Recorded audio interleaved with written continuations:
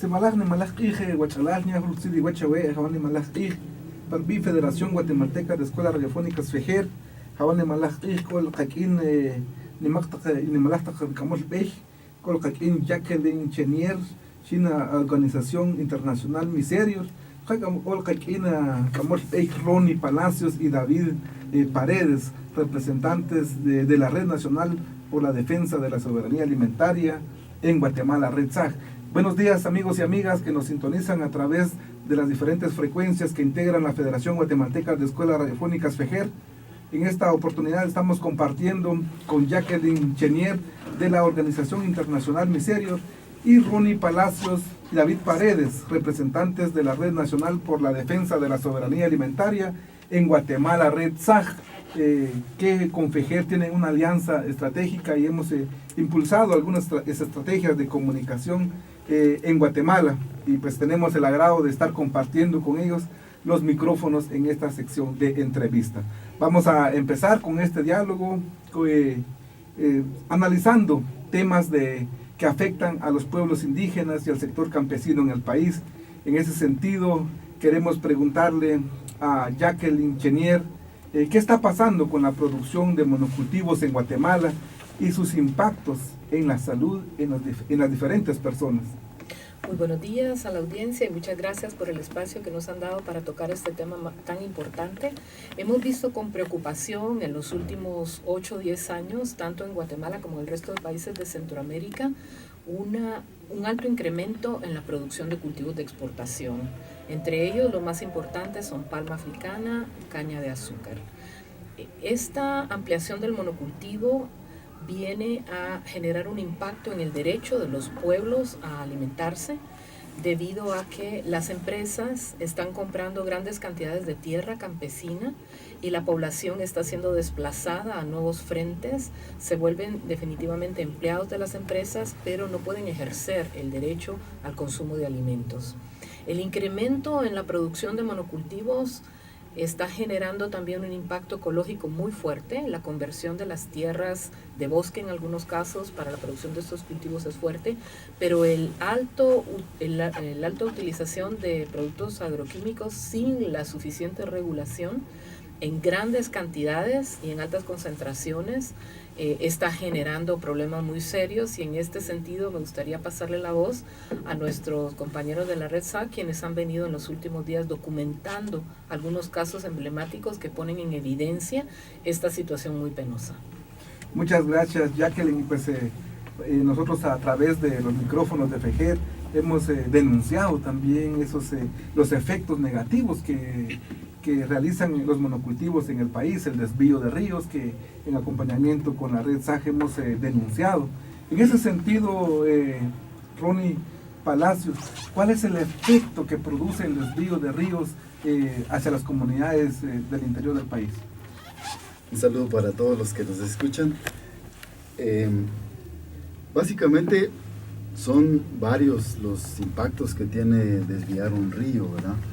En principio tiene impactos ecológicos, porque al desviar 70-80% de su caudal o más, que es lo que se está permitiendo de parte de las autoridades ambientales hacia los ingenios azucareros principalmente, obviamente tiene un impacto ecológico, una pérdida de vida acuática directa.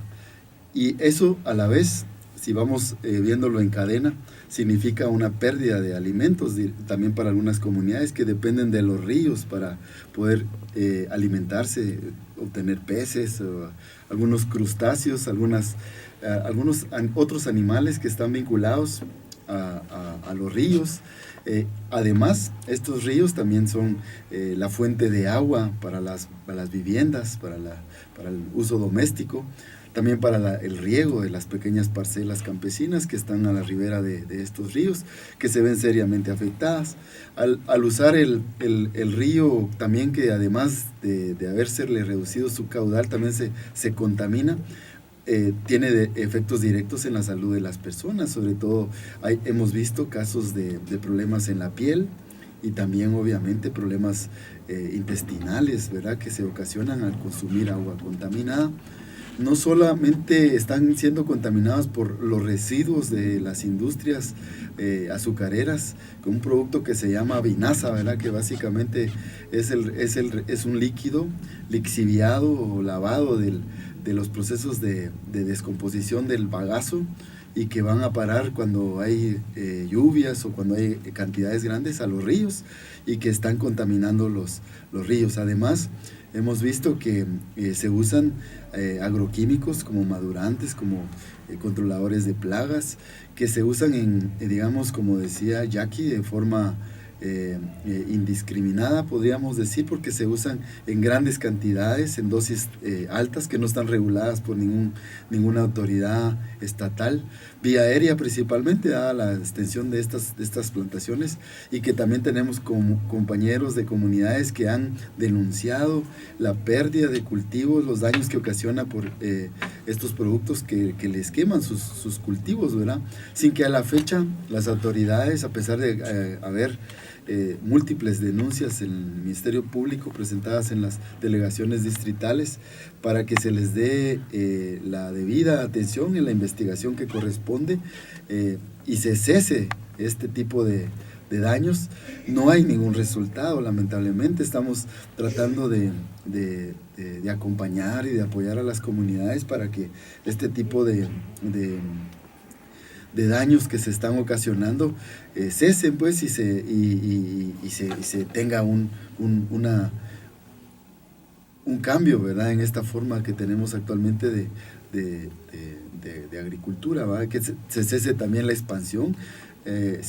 Se sabe por estudios que se han hecho que la caña de azúcar, la palma africana, que son los mayores monocultivos que tenemos en el país, se han expandido en los últimos 10 años hasta en un 15%. Quiere decir que también están tomando tierras que antes se dedicaban a la producción de alimentos, ya sea porque se las están comprando, las están alquilando a las personas que están ahí, vecinas, circunvecinas de estas fincas. Entonces, todo digamos, complejo, problemático, al final de cuentas lo que impacta es la alimentación, la salud, el medio ambiente, ¿verdad? Es la pérdida de la posibilidad de tener un alimento seguro, se está poniendo en riesgo con este tipo de mecanismos. Afecta directamente ese derecho tan importante a la alimentación que en este país no se respeta y está en una situación muy crítica.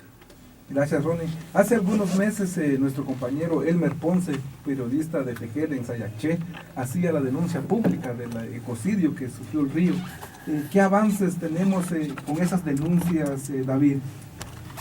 Muchas gracias. En efecto, un caso emblemático de afectación a los ríos es el caso del río La Pasión, el ecocidio que se dio aquí a causa de una empresa de palma.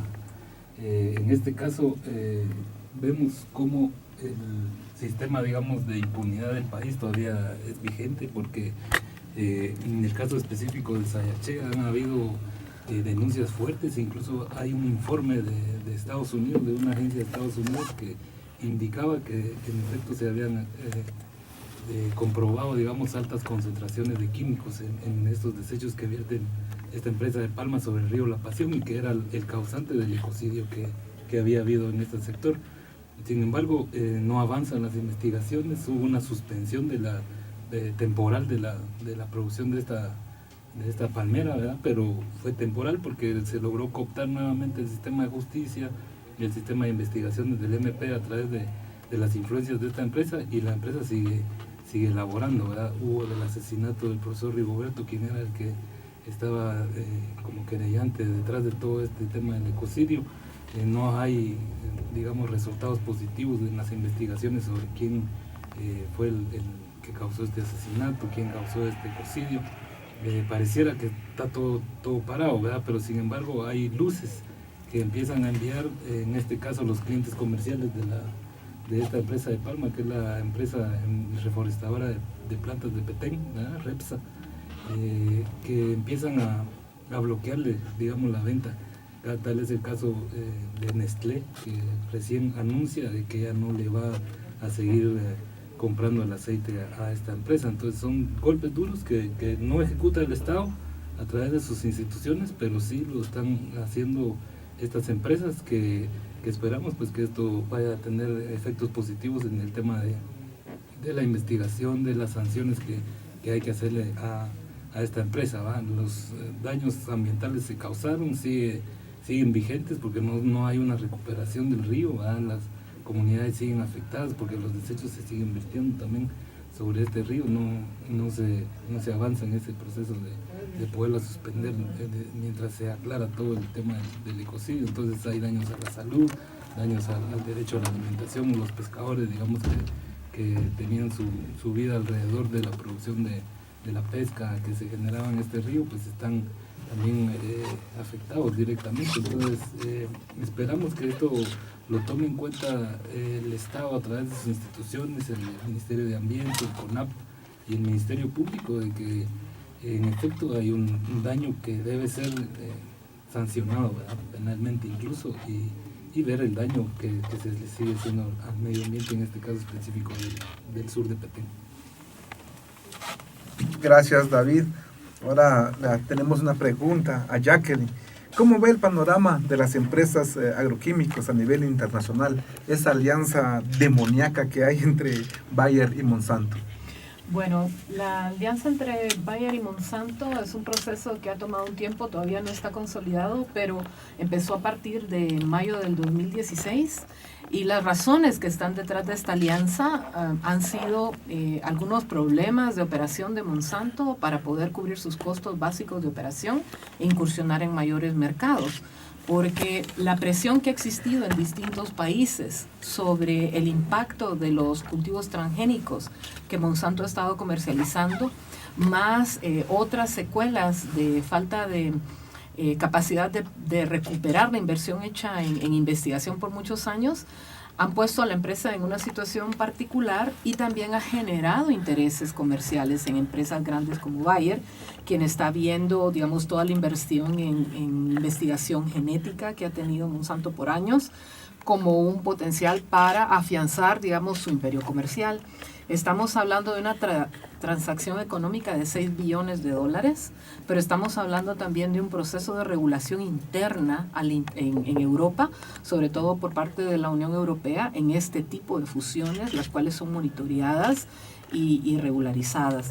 Nosotros podemos ver claramente que la tendencia, en vez de ir creando empresas de beneficio social o con mayor repartición de dividendos para las poblaciones o para distintos empresarios, hay una concentración del capital, ¿no? La constitución de oligopolios. Y el tema de las semillas y los agroquímicos se ha vuelto un oligopolio. Una preocupación muy seria es, digamos, el prestigio que históricamente ha tenido Bayer en la producción inclusive de medicinas para el consumo humano y cómo esto afectaría, ¿no? en el tema de esta alianza. Lo vemos con preocupación porque Monsanto está cambiando de rostro ante las múltiples denuncias y acusaciones que ha tenido, digamos, por generar actos de corrupción para poder ingresar sus productos a otros países. Y el tema, digamos, de la venta de la patente de productos como el glifosato, que ahora está producida por muchas más empresas, ha sido una estrategia de centralización.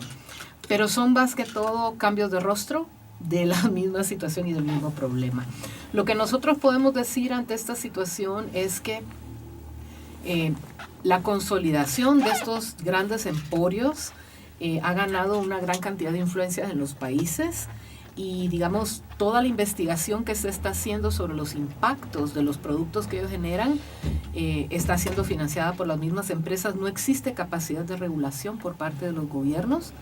Y muchas investigaciones que se han hecho, por ejemplo, en el caso de los transgénicos y los impactos que tienen los transgénicos, o en el caso del glifosato y su impacto en la salud, por ejemplo, como producto cancerígeno, que la Organización Mundial de la Salud hizo una declaración pública de que el glifosato puede ser cancerígeno, han sido básicamente golpeadas por, digamos, los argumentos de la empresa. Y es una lucha de poder entre si verdaderamente vamos a generar impactos en el ambiente o no, pero tenemos evidencia de que el uso masivo de estos productos en gran escala, sobre todo en el caso del glifosato, es retenido en las arcillas, en la tierra, y por tanto va por escorrentía a las fuentes de agua. Tenemos evidencia, estudios muy básicos, muy fundamentales que se han hecho, por ejemplo, en Inglaterra, por parte de la Asociación de Suelos, donde vemos que el glifosato está presente en 70% del pan que se consume. El glifosato se usa en el trigo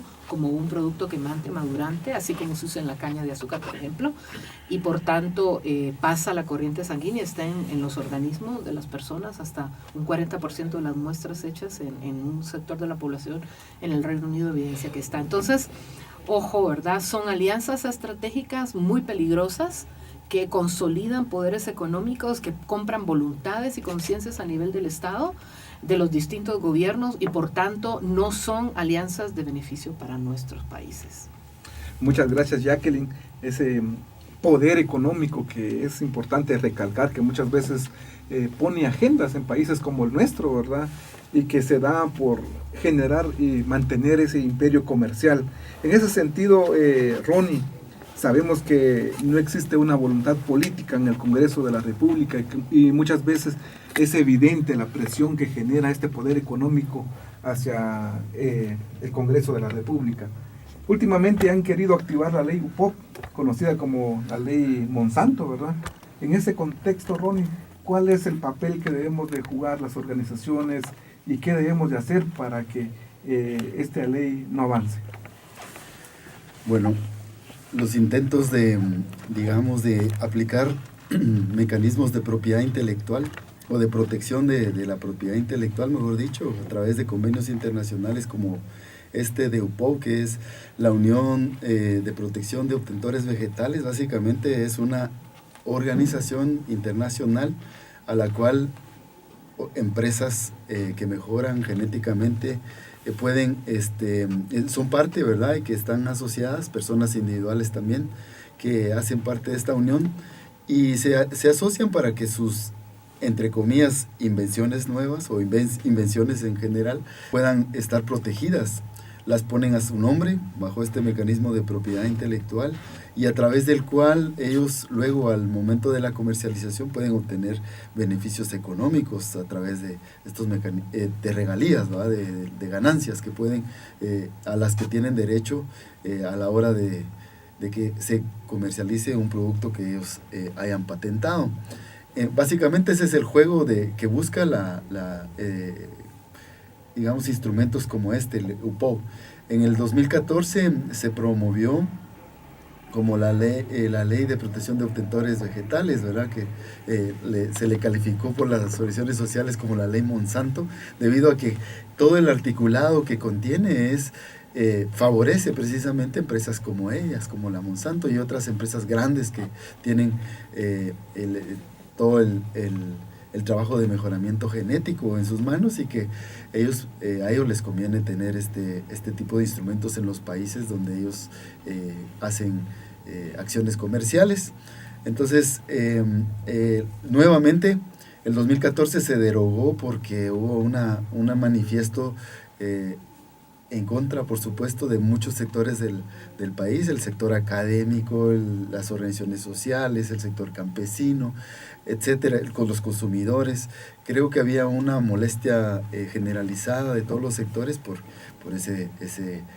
esa arbitraria forma de haber aprobado esa ley y también por querer permitir que se apliquen esos instrumentos. Hay un trabajo que hacen los campesinos, las campesinas, que tiene miles de años, que es la domesticación de las especies y el mejoramiento genético constante a partir de procesos de selección.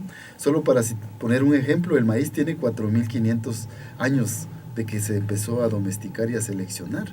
Y una empresa fitomejoradora o con estos mecanismos de propiedad intelectual que puede hacer de repente investigaciones por 5 hasta 15 años, luego puede apropiarse un material con una modificación genética y sacarle millones de quetzales, de dólares, de euros en su favor de ganancia, ¿va? Entonces, esos son mecanismos injustos, ¿verdad? Digamos, de enriquecimiento que tienen las empresas a través de esto. Básicamente la ley UPO es promover la protección de sus invenciones para poder tener mayores ganancias a la hora de comercializar sus productos. Entonces, pues la alerta básicamente ahora es que estemos de nuevo atentos y que nos organicemos y pues hagamos la presión que hicimos en el 2014. La ley que tenemos ahora en el Congreso, que se llama UPO precisamente, es exactamente la misma ley Monsanto 2014, y que tenemos, ya sabemos que está en manos de una comisión en el Congreso, y que seguramente tendrá algún curso administrativo ahí en su aprobación, y pues una alerta para que nos volvamos a organizar y hacer una acción conjunta para que ese tipo de instrumentos no se pongan en vigencia en nuestro país. Es un atentado para nuestro derecho a la alimentación. Gracias, Ronnie.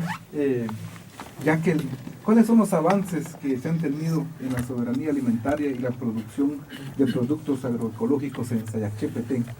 Bueno, es muy interesante lo que estaba planteando Ronnie hace un rato sobre el tema de el derecho a la alimentación y las amenazas que presentan todo este tipo de enfoques sobre justamente los sistemas productivos locales.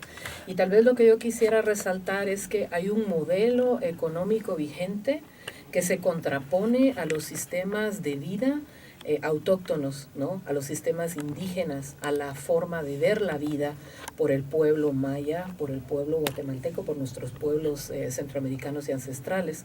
Entonces, mientras el modelo vigente y el modelo aprobado por el gobierno lo que busca es solamente la generación de capital bajo el aparente beneficio de la población local por medio de un empleo, ¿verdad?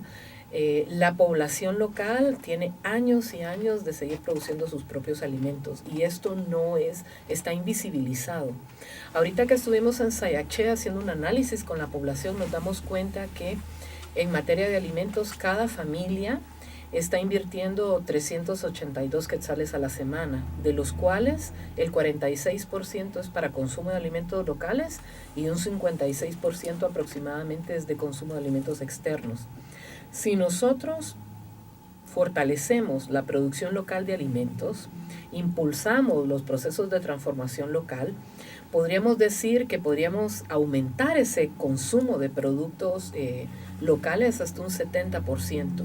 Solo calculando lo que significaría eso en la economía local para 350 familias, estamos hablando que en un periodo de un año, esto significaría 4.5 millones de quetzales.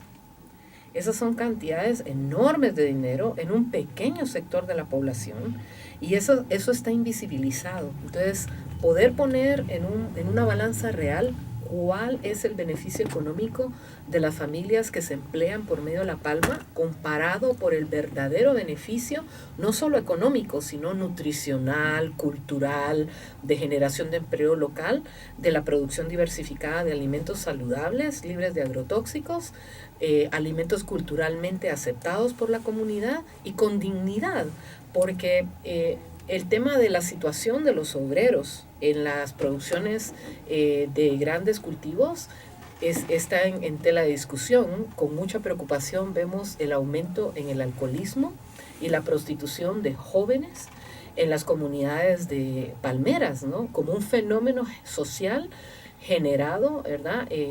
Justamente por la megaproducción. Entonces, la invitación para todos los que nos están escuchando hoy es que aprendamos a darle un verdadero valor a la producción local campesina de alimentos, a valorar este movimiento de productores agroecológicos que están afianzando y dando a conocer que verdaderamente se puede producir de manera diferente, diversificada, y potenciar los mercados locales que verdaderamente nos van a solucionar la situación. Mientras Guatemala y Centroamérica se desgasta económica, social y moralmente en la producción de los monocultivos para la exportación, está descuidando la base fundamental de la alimentación nativa y del conocimiento ancestral, pero también está violando el derecho a la alimentación de los pueblos. Entonces, ojo, ¿verdad?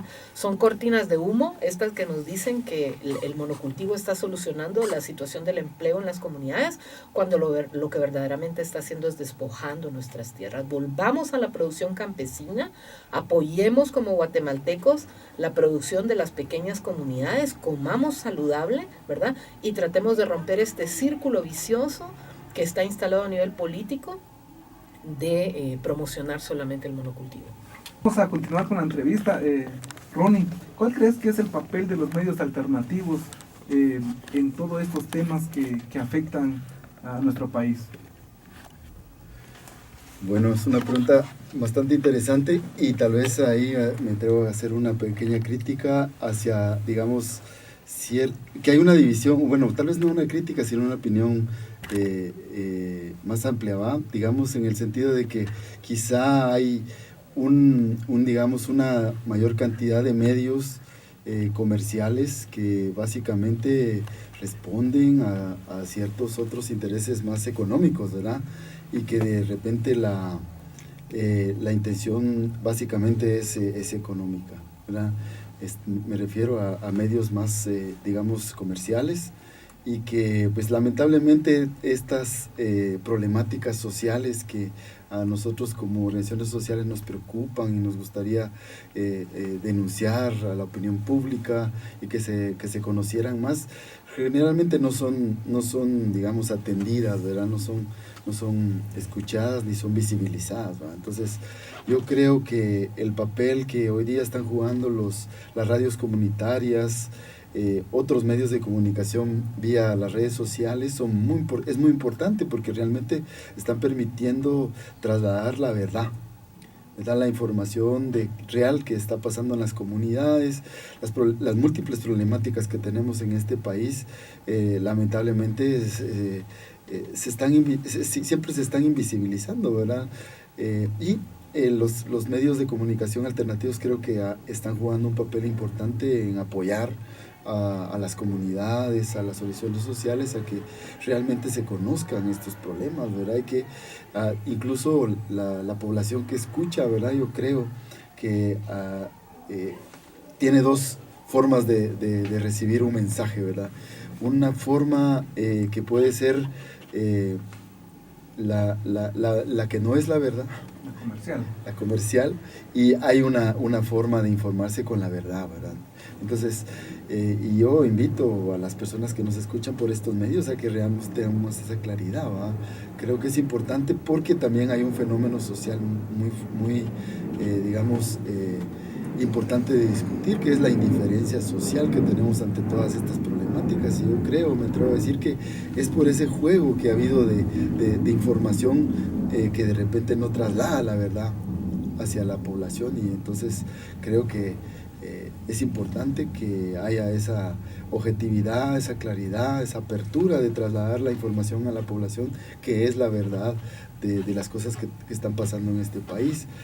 Solo así creo yo que la población podemos tener un cambio de actitud, una actitud más proactiva, más participativa, solidaria, que nos involucremos realmente en esas problemáticas que son nuestras.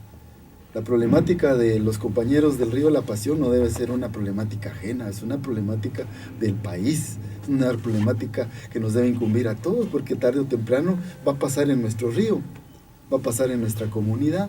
No debemos ser indiferentes, ¿verdad?, ante esa situación, pero yo entiendo que es debido a ese tema, ¿verdad?, de cómo llega la información hacia la población. Entonces yo creo que los medios de comunicación alternativos están jugando un papel muy importante, y ojalá se siga en esa dirección, en esa línea de informar a la población lo que realmente está aconteciendo en nuestro país. Muchas gracias Ronnie. Vamos a pedirle a Jacqueline que nos regale un último mensaje y saludo a nuestra audiencia.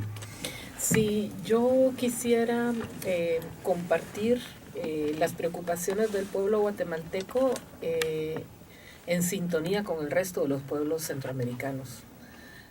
Creo que no es una problemática casual, es una problemática intencionada por un modelo que verdaderamente no está solucionando los problemas actuales, es más, los está potenciando, está contribuyendo a que los problemas de desempleo, falta de alimentación, incremento de la pobreza, violencia se sigan consolidando. Yo creo que la invitación es a aliarnos, a asociarnos, a buscar espacios para crear colectivos, para crear asociaciones donde podamos compartir información, compartir la problemática, y el enfoque siempre debe estar orientado hacia las alternativas. ¿Cómo, como comunidades organizadas, vamos a enfrentar los problemas que vivimos? ¿Cómo vamos creando nuevas formas alternativas de gobernarnos ante, digamos, el fallo de la democracia, ¿no? La democracia en nuestros países está totalmente cooptada, los poderes del Estado generalmente están concentrados en un solo mando, y eso evita, digamos, que la población pueda tener injerencia sobre su propio destino, sobre su propio futuro. Yo creo que un nuevo mundo es posible, un nuevo orden económico, social, humano, cultural, es posible, y la invitación es que para ahí donde estemos, en la localidad, en el municipio, en el departamento o trabajando en las ciudades, busquemos las redes donde nos podamos articular para ir buscando caminos alternativos y unir esfuerzos.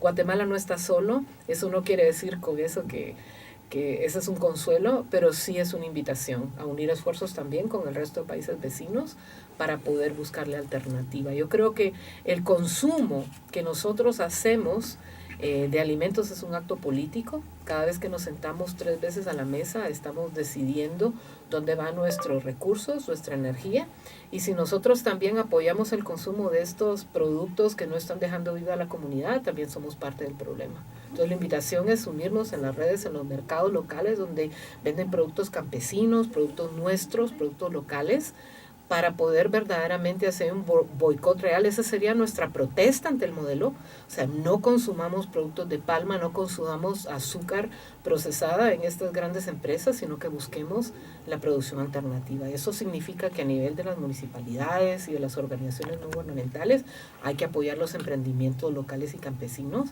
para que verdaderamente no nos conformemos como población a tener un empleo, sino ser dueños de nuestros propios emprendimientos. Es un desafío fuerte y tal vez un poco atrevido, pero necesario. Necesitamos ser valientes y poder trabajar unidos para tener una patria mejor, una vida mejor. Muchas gracias, Jacqueline. También agradecer a Ronnie y a David por estar compartiendo el espacio con toda la audiencia de la Federación Guatemalteca de Escuelas Radiofónicas FEJER. Y pues nos despedimos de este espacio de entrevista y haciéndoles la invitación para que puedan estar siempre en este espacio con nosotros.